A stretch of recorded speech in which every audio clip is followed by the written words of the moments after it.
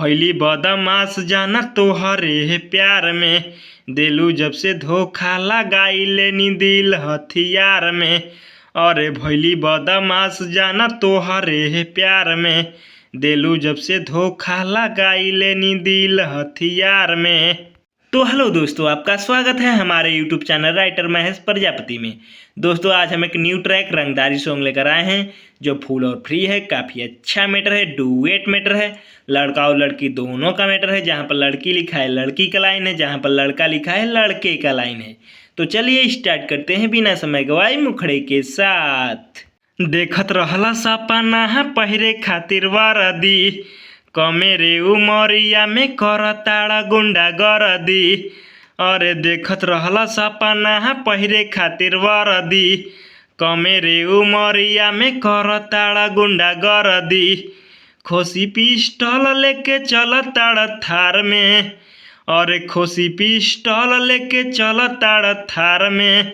भइली बदमाश जाना तोहरे प्यार में, देलू जब से धोखा लगाई लेनी दिल हथियार में।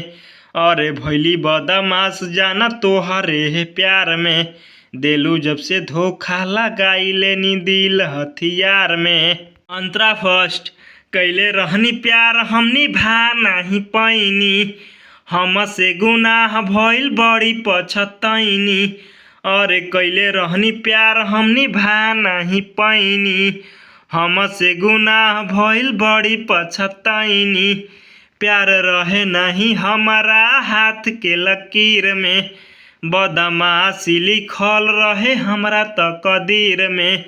प्यार रहे नहीं हमारा हाथ के लकीर में, बदमाशी लिखल रहे हमरा तकदीर में।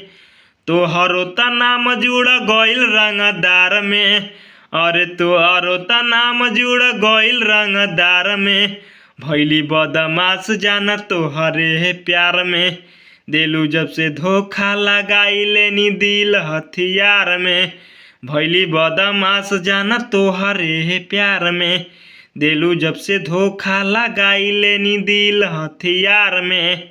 दोस्तों लास्ट अंतरे के लिए हमसे संपर्क करें, हमारा नंबर चैनल के डिस्क्रिप्शन बॉक्स में दिया हुआ है। तो दोस्तों इसी तरह का फुल और फ्री सॉन्ग पाने के लिए हमारे चैनल को सब्सक्राइब करें और वीडियो को लाइक करें। तो चलिए मिलते हैं किसी नेक्स्ट वीडियो में किसी नए ट्रैक के साथ, तब तक के लिए बाय।